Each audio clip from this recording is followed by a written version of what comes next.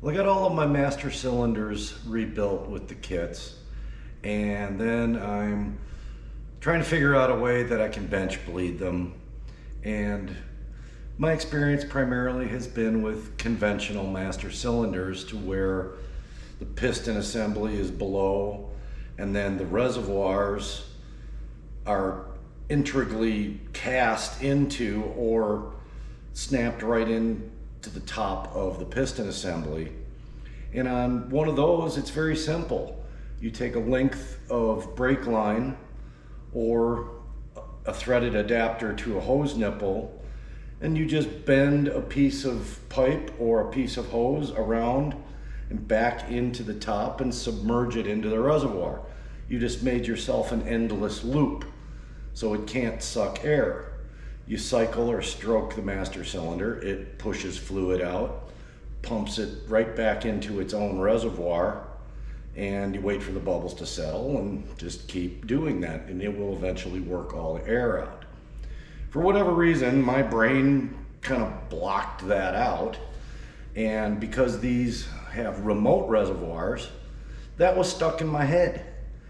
And so I came up with this truly Rube Goldbergian setup using some of the containers from my vacuum bleeder kit, and I got it rigged up and I was able to bench bleed the master cylinders after making a giant mess out of my workbench. And it's like, oh, it was frustrating and I was getting aggravated. And so, forgetting about the master cylinder thing, I kind of forgot about another rule of working on stuff, and that's sometimes you just gotta walk away from it for a while.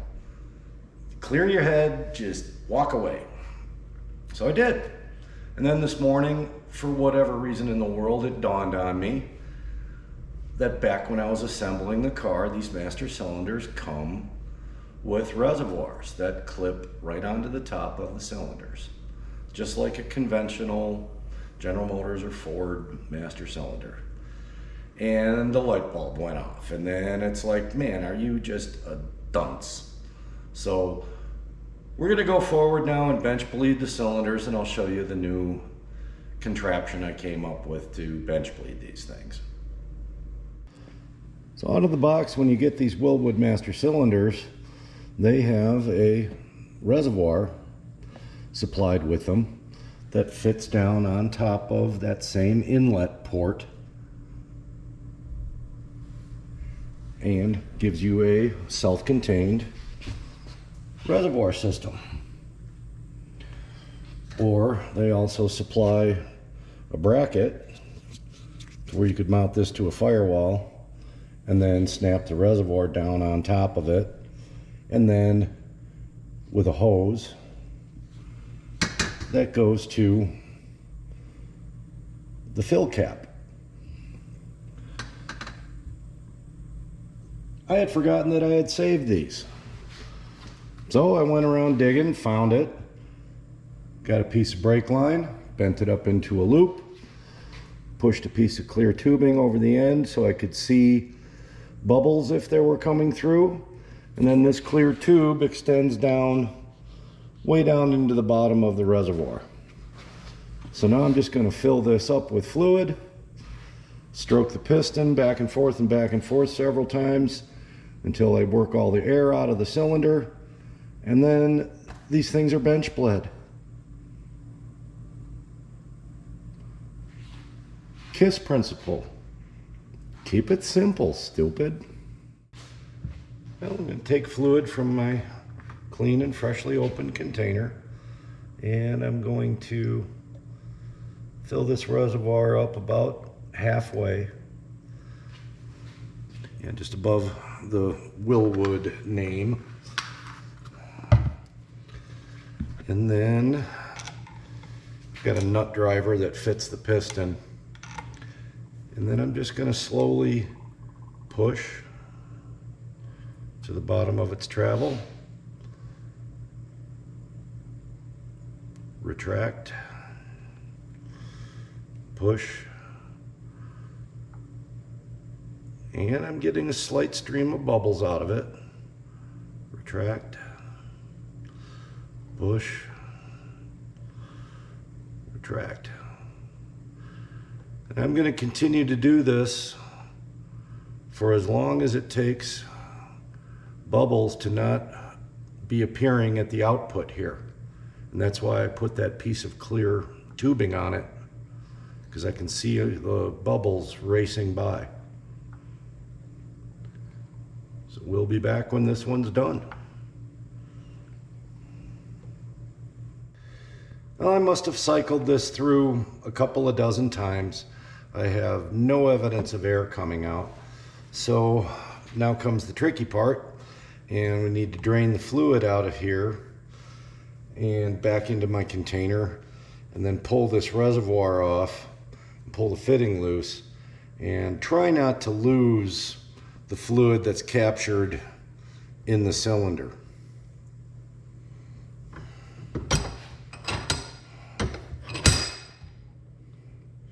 I'm just going to take it out.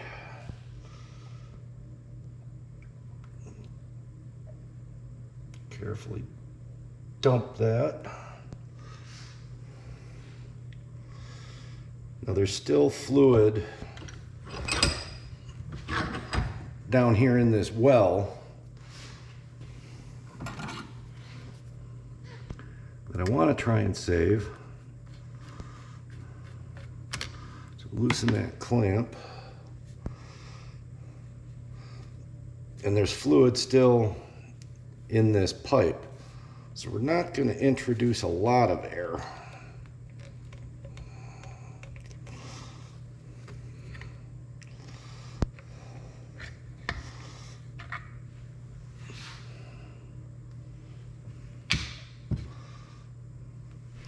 And this is still full right to the tippy top.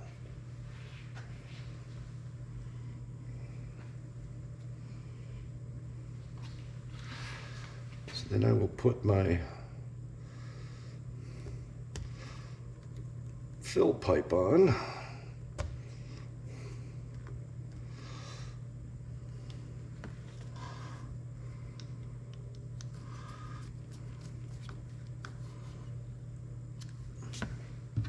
And I have a rubber cap for that.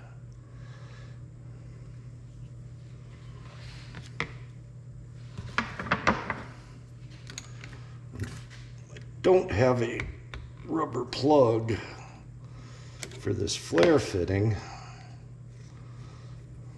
but we got another rubber cap that I'm just going to kind of jam in here, kind of thread in, just so I can move it around on the bench and not pour fluid all over the place.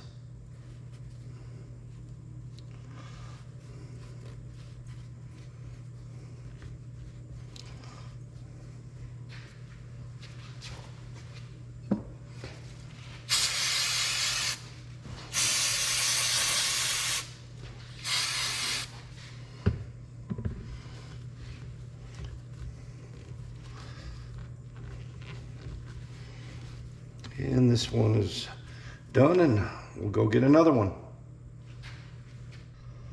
This is my front cylinder. So I'm just going to go through this whole procedure with the front. We'll just do this one in fast motion and same exact thing again.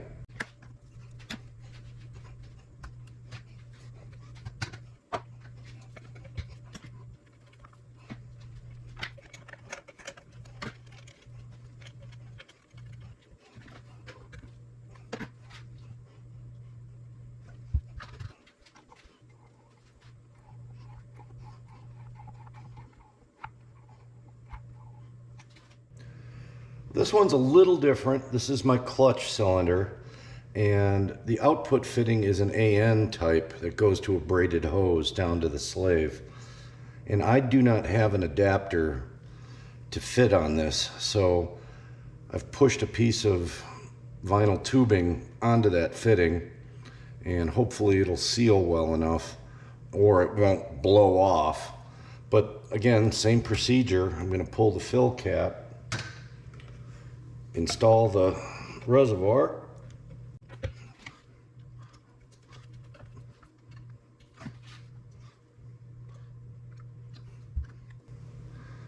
I'm going to probably have to hold this in place.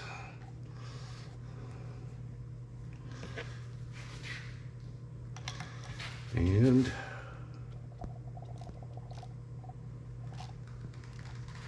full stroke. See the bubbles at the top. And slowly pull it back. Stroke. Bubbles. Pull it back. Now with this full clear tube, you can see why you have to do this multiple times, especially at the end of the stroke, because you suck the bubbles back in. But each time you make a little bit more progress.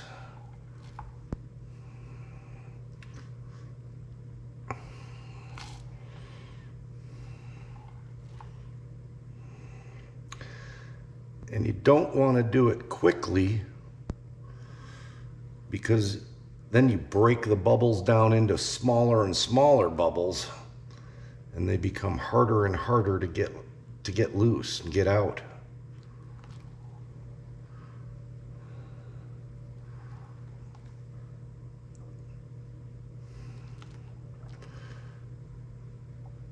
So I'm going to let the fluid in the reservoir settle out for a little while, and then I'll continue pumping this master cylinder, and we'll be back then. Well, I think I'm on my third cycle of stroking the piston full travel, half a dozen or so times, waiting a couple of minutes for the reservoir fluid to settle out and the bubbles to settle out. And now I'm at the stage of where I can rapidly push the piston in. No bubbles travel through the tubing. I can let it retract. Full stroke. I have no bubbles traveling back and forth. Or even mid-stroke. Kind of modulate it back and forth. I have no air moving around. So I know that this cylinder is completely full and has no air trapped in it. So now we're going to disassemble this one, cap it off, and then we're ready.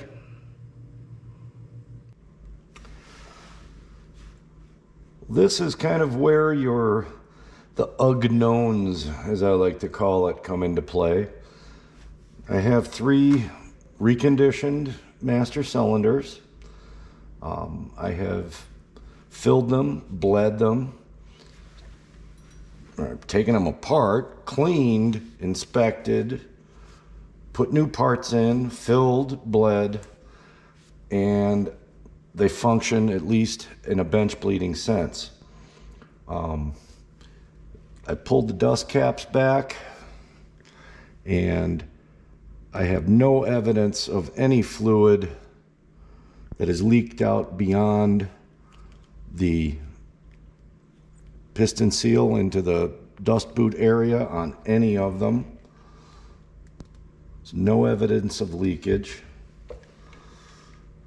So at least for now, the pistons are sealing. Understood and granted that there's no resistance against them. We are not producing 800 plus pounds of pressure into the brake system that would be forcing back onto those seals. But in retrospect of that, the way that the seals are designed is that back pressure is going to force the lips of the seals out against the bores even harder. So if they don't leak now, they shouldn't leak later. But that's one of those unknowns, as I call it. And I really don't want to have to go through this again. It is a complete and total PETA.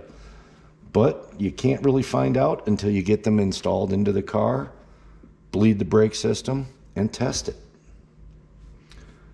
My next obstacle is going to be figure out a way. I'll get the cylinders in the car.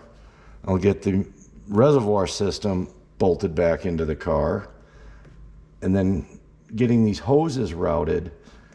And I don't want to introduce a ton of air into the system, and especially into these master cylinders again. So without creating a gigantic mess, I got to figure out a way to maybe get these lines in the reservoirs, well, get some fluid in the reservoirs, get these lines full of fluid, and then maybe inside that access hatch, quick like a bunny, pull the cap, stick your finger over it, pull the cap, get the hose on, and maybe dribble only a teaspoon of fluid out, and not introduce a giant slug of air into the system that I'd have to bleed out, and especially bleed through the masters again, because it takes quite a bit to get all of the air out of these. So that's going to be on my radar, figure out how to do that, and that's going to be happening soon.